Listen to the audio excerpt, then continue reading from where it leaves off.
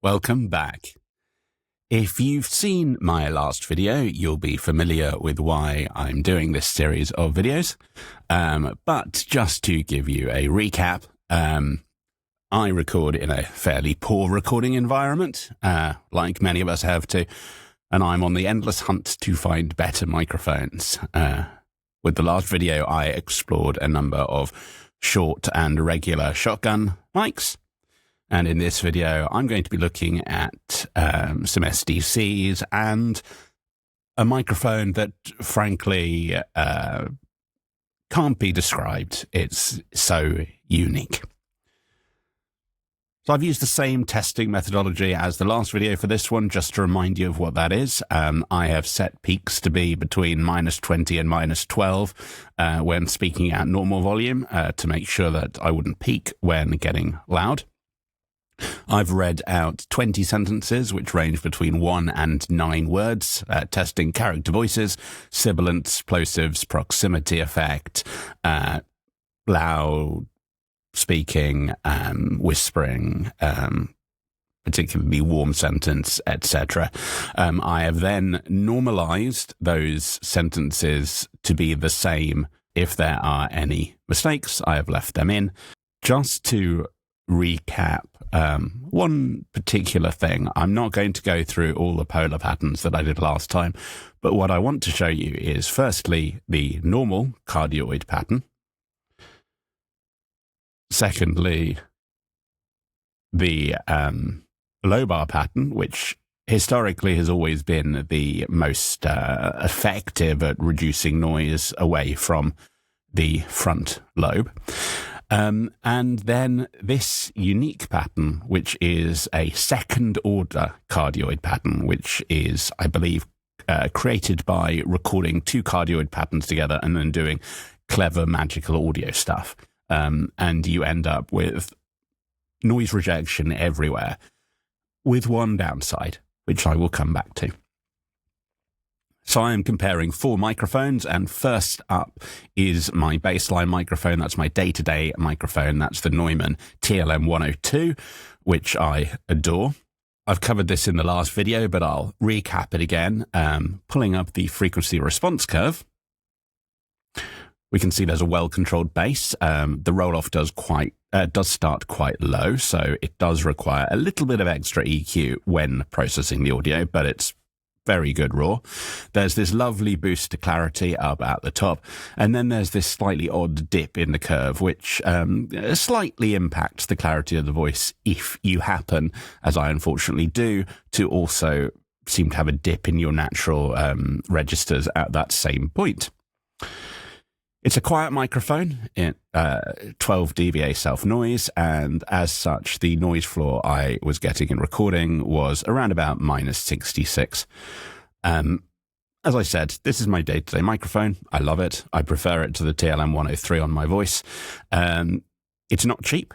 It is £554 from Gear for Music and $750 from Amazon US.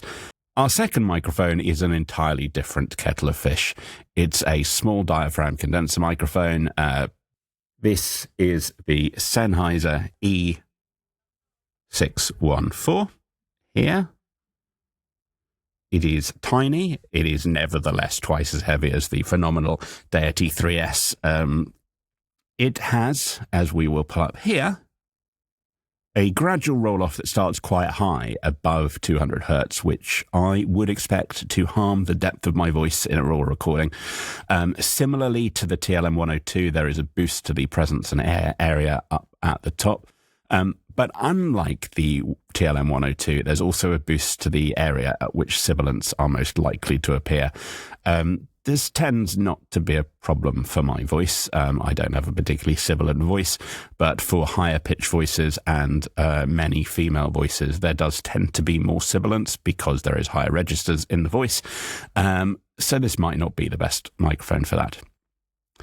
This is also a noisy microphone. It has 24 dBA of self-noise, and the noise floor I got in recording was -60 just. I bought this microphone as an experiment a while back. It was my first travel microphone before I got my two MKH-416s. And it is relatively affordable, £153 from Gear for Music, $199 from Amazon US, and I got mine, as I frequently do, a second or third hand from eBay for £60. Be careful. There are so many fakes on eBay if you're going secondhand. Don't fall into the trap of buying a particularly cheap one. Our third microphone is one that you would struggle to get your hands on in the United States, and that is the UK-made Sontronics STC-1. Let's pull out the frequency response again. I think this is very interesting because it's got a wider range than a lot of the microphones I'm comparing it to. It's got a lovely boost around the area where a lot of the energy in my voice sits, but there is also a lot of energy below the kind of the useful range that's going to contribute to a higher noise floor without even being able to hear those low tones. It has a similar boost at the top end to the infamous/famous MKH-416. But a caveat. This is a chart for the STC-1 with a cardioid capsule attached. I'm testing it with a hypercardioid capsule attached, and I cannot, for the life of me, find a chart. So I don't know, actually, how accurate this is, and we will find out in the recording. Just to show it off to you, it is extraordinarily dense and heavy for an STC. It's a lovely looking microphone, very weighty. It has a -10 and -20 dB pad built in, as well as a 75 Hz and 150 Hz roll-offs. 16 decibel self-noise and a noise floor of between -60 to -64, which frankly was higher than I expected, but is probably a reflection of that energy in the low end. And if I had turned on the low cut at 75, it would have made a big difference. But for the purposes of comparison, I didn't want to do that. So I'm testing this microphone, partly because it's a great microphone. I've heard amazing things about it, albeit not with the hypercardioid capsule. The things I've heard have been all about using it in Omni and Cardioid. And I had originally wanted to test the Octava Mark 12, or is it MK12? But it is quite hard to get for an affordable price, including the hypercardioid capsule. And then the hypercardioid capsule costs a lot more. It just wasn't possible for me to get one at an affordable cost in time to do this video. Without the hypercardioid capsule, it costs £151 from Amazon UK and $250 from Amazon US, which is quite an uplift. Unsurprising, given it's a UK-based company. I don't know where you get the hypercardioid capsule in the US, but in the UK, you can get it for cheap from Pink Noise. So I got the STC-1 secondhand for £66 on eBay, plus £25 for the hypercardioid capsule new. And now it's the microphone I was really excited about. The microphone that, along with the Deity 3S in the last video, was part of the rationale for doing these videos. So, this is the Lauten Audio LS-308. It weighs an absolute ton. So, as you can see on this frequency response chart, there is a huge amount of low-end energy, which, since I'm not using the built-in low cut for the test, will contribute to an increased noise floor. It also, unfortunately, has a bit of a lack of energy in the area where the fundamental frequencies of my voice sit. And famously, it starts to roll off at the high frequencies much earlier than most microphones, which is the corollary to the second-order cardioid functionality. The downside of second-order cardioid is it annihilates the high end. Looking at the chart, though, the roll-off isn't particularly extreme, and it should be easily correctable with EQ, but it might not sound great raw, so you might need to wait till the next video to hear it at its best, but let's see. They don't publish the exact self-noise. They just call it sub 15 dBA. So I'm assuming it's 14.9 or something.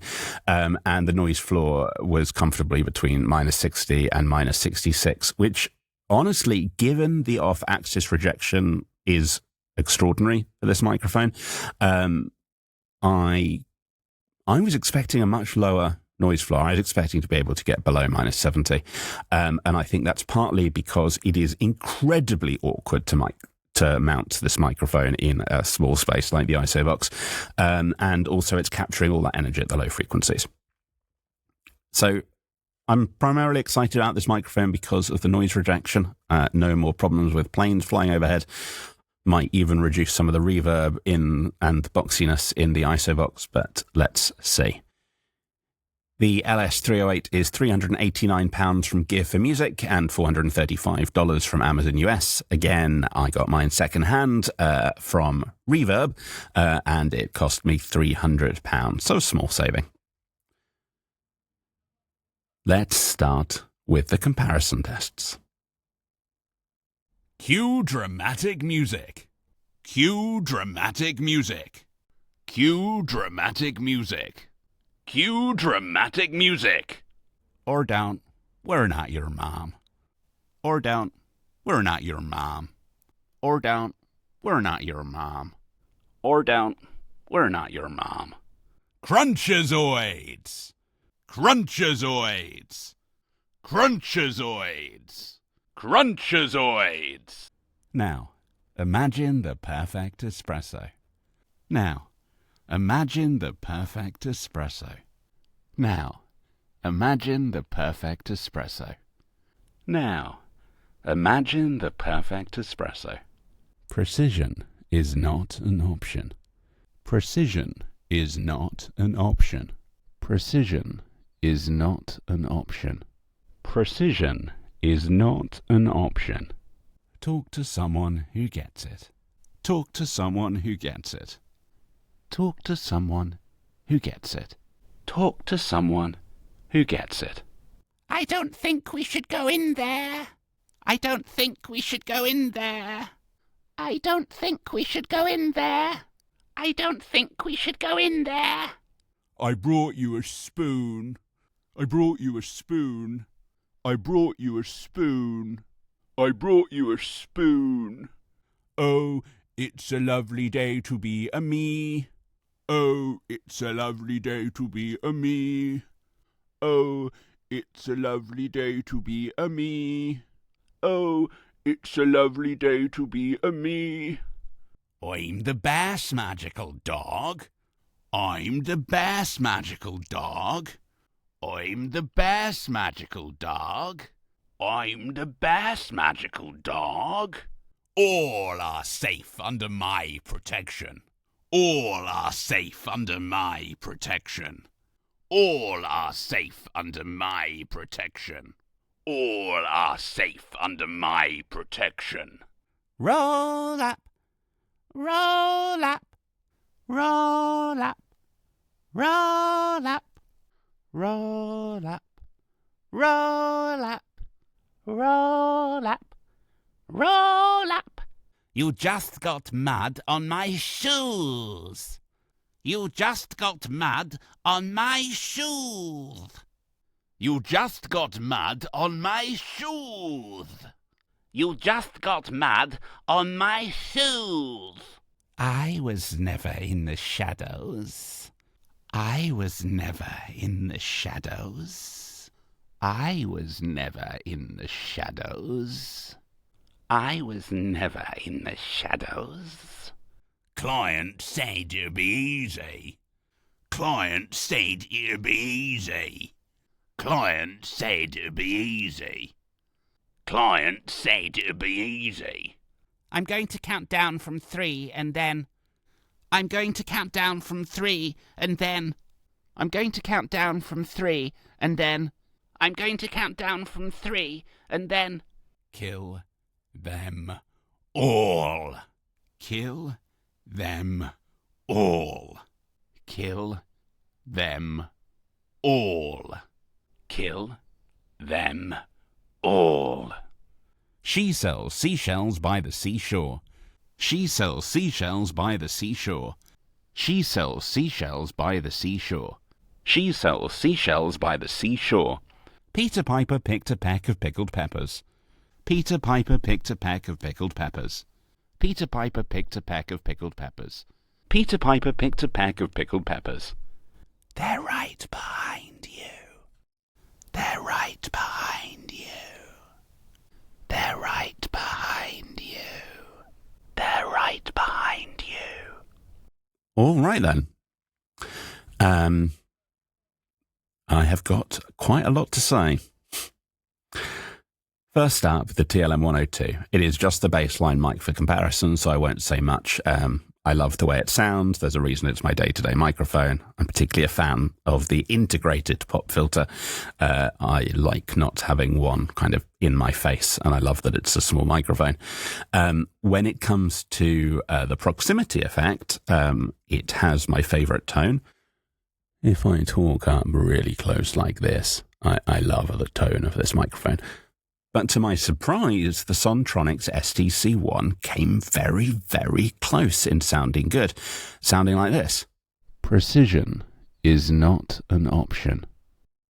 In terms of what I didn't like about the TLM-102, nothing. I love this microphone. There's a reason I use it. It is my second favourite microphone in my collection, and given that my favourite isn't really usable in this box, I don't use it.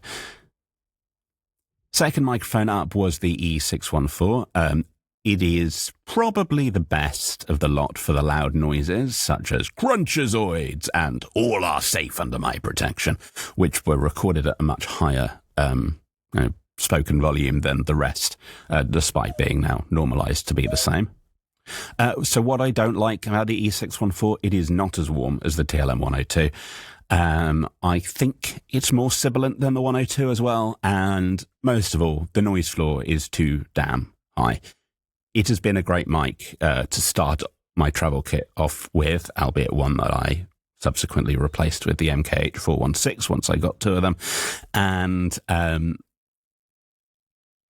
it's absolutely fine when processed, but without processing, that noise floor is too high. Just keep that in mind, because it will compete hopefully better in the next video when I'm looking at it processed. Onto the STC-1. So, the size is great. The weight is a lot higher than I'd like.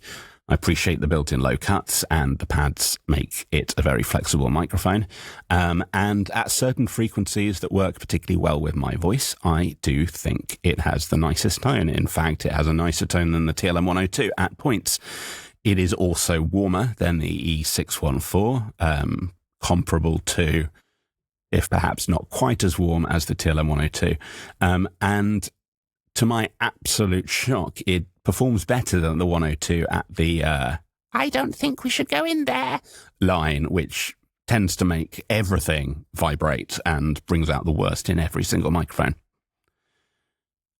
However, I showed you this frequency curve earlier, which is the cardioid capsule, because I am unable to find a frequency chart for the hypercardioid capsule. And I suspect that if I show you instead the LS-308 frequency, I think the hypercardioid capsule in the STC-1 looks a bit more like this. It sounds distant. It sounds a damn sight closer than the LS-308, but clearly the hypercardioid capsule affects the sound far more than I expected to. And also on one of the two sibilance tests on She Sells Seashells, it's quite sibilant, but it's not with the I was always in the shadows test earlier on. And the last microphone, the one I was so excited about, and admittedly am still excited about seeing what it sounds like with processing applied to. There is something about the LS-308 that I love. There's something about the tone I like. They advertise this as, they say it sounds like a ribbon and hears like a laser. Certainly get the hears like a laser with the amount of off-axis rejection it's got. But I wonder if the tone that I like about this is the ribbon-like tone. given that I haven't used a ribbon microphone before, I've got nothing to compare it to. So perhaps that's what it is. On the other hand, this might be a psychological response to having been so excited and wanting desperately to find something good about the microphone. I think my poor recording environment is still too good for it to benefit. I think you need an absolutely shocking recording environment to really benefit from the off-axis rejection. I imagine using the LS-308 live would be amazing, albeit there's only certain instruments that will work with the limited dynamic range that it can record at. My voice is too low and too high simultaneously, and that is a problem. So, what didn't I like about the LS-308? Well, according to my notes, I have written everything, absolutely everything. I hated it. I hated it raw, at least. I'm still mildly hopeful that it'll turn out okay in the next video, but I don't have my fingers crossed. So, my final thoughts? Well, I love the TLM 102. I've said it before, I'll say it again. The E614 is remarkably good for the price, and it's a good instrument mic, but it has far too high self-noise for this recording purpose. It's almost counter to the poor recording environment good mic thing that I'm going for. Third up, the STC-1. I think I'm going to have to come back and do another video on this microphone to actually look at it cardioid, because I'm not a fan of it with the hypercardioid capsule. I did read in advance that it was not as good a hypercardioid microphone as, say, the Octaver 12 is with its hypercardioid capsule, and I will still try and get a hold of the Octaver to do another video in the future. And then finally, the LS-308. Well, probably the less I say, the better. I'm a bit sad. I was so hopeful. I actually thought it would do really well with my voice. Turns out there are just too many higher harmonics in my voice for it to benefit. And it cuts away so much of the high frequencies. It just sounds distant, despite what feels like a fairly lovely tone that's kind of almost buried by the feeling of distance. Anyway, slightly disappointed by the LS-308, but our next video might show otherwise. In the next video, I will be comparing all the microphones from this video and from my last video. So along with this video, I will be comparing the MKH416, the Deity S-Mic 3S, and the Audio-Technica 875R, along with these four, to see how they sound after processing, i.e. how would they work for actual audiobook work when I'm delivering finished processed audio. I am looking forward to finding out, and I will see you next time.